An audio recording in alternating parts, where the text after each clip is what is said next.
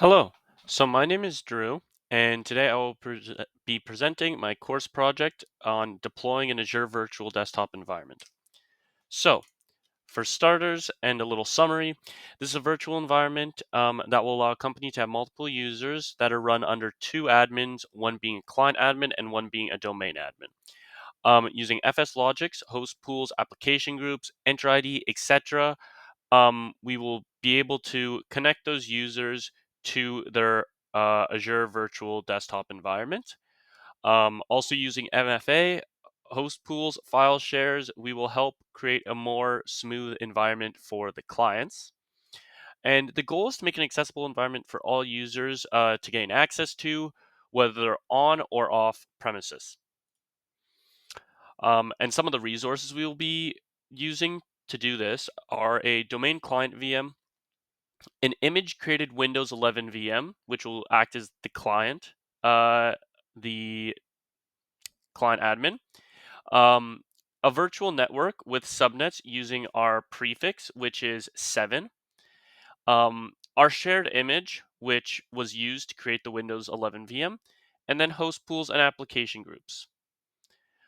Some real world applications that this could be used for are large companies with multiple users. So, schools where you have the teacher as the admin, bunch of students underneath, workplaces, boss, coworkers, or websites where you just need a bunch of users.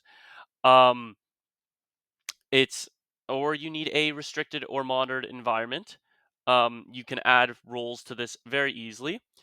Um, and then this also makes for less resources being used since you're in a host pool. It kind of divvies up the users to the Azure Virtual Desktop environment, and then yes, assigning the users based off of who logs in. So, firstly, I will give you a rundown on the resources created within my Drew Daniels F57 project resource group. So, for starters, you will have both the virtual machines. So, this is the domain client VM, and then this is the image created Windows 11 VM. Next, if we go over to the virtual networks, you will see our virtual network. You can also see inside we use the address space given as well as the subnet. And lastly, of the resources that I will show you is my host pool, which contains the VM, can connect, and the application groups. So here I'm going to show you how I RDP into my domain controller. And once connected, you can see it opens quite well.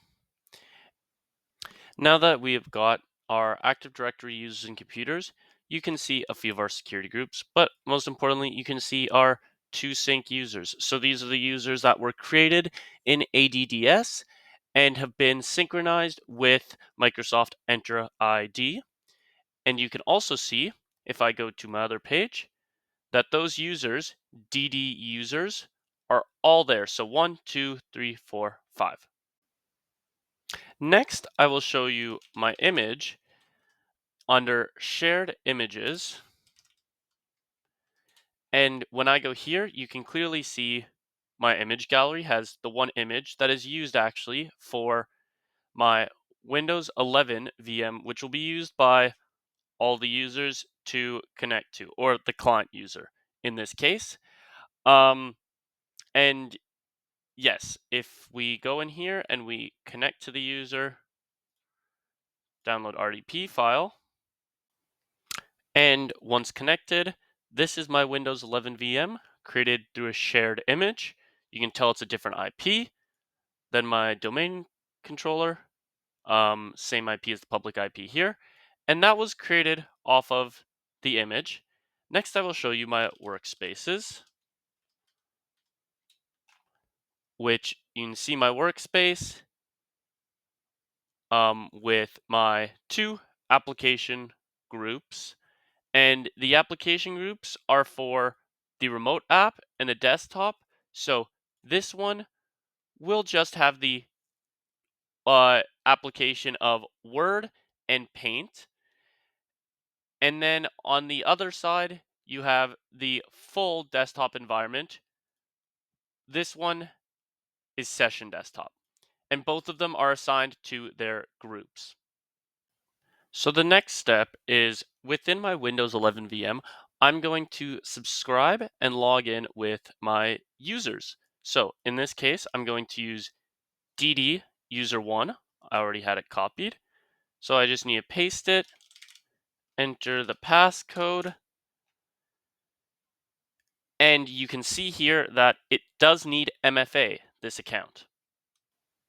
And once loaded, you can see since it is in the session desktop group, I can now open a session desktop for user 1. And if it connects, I get the passcode. I'm able to connect to user 1.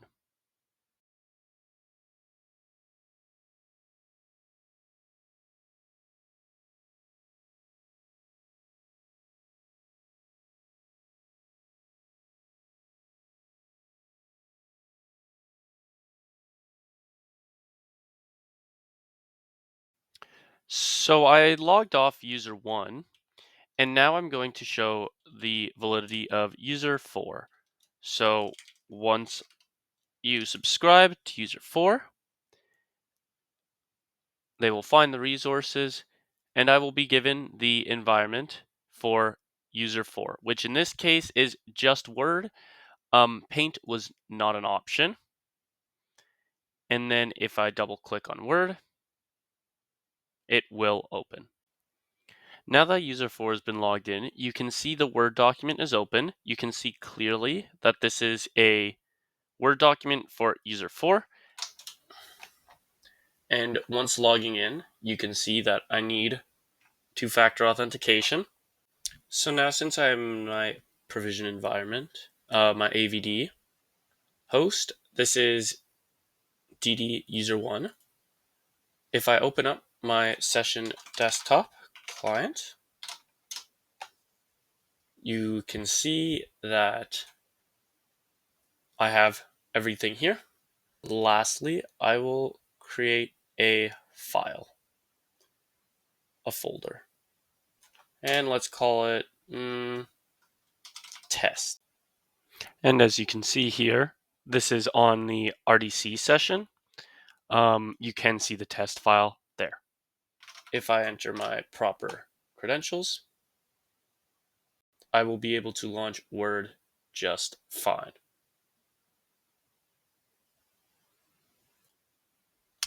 And after a little wait, Word is launching.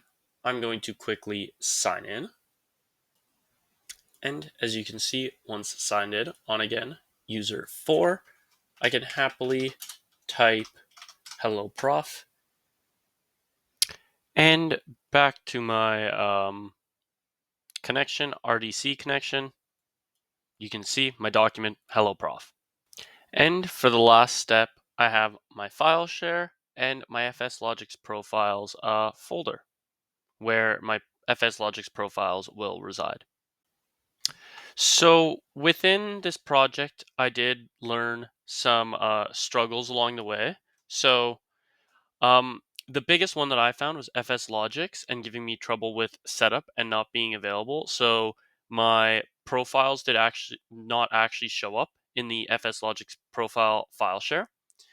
Another big one was budget issues. I ran out of budget mid project, and that can lead to issues. So it brings emphasis on why we should be starting and stopping and deallocating our resources being used.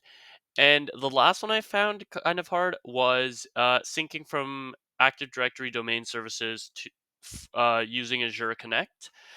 Creating the users and then connecting them to Azure was quite a challenge for me. In conclusion, I've learned how to make an AVD environment for multiple users and admins. This has been a great achievement, and learning how to use application groups and host pools is necessary. Thank you.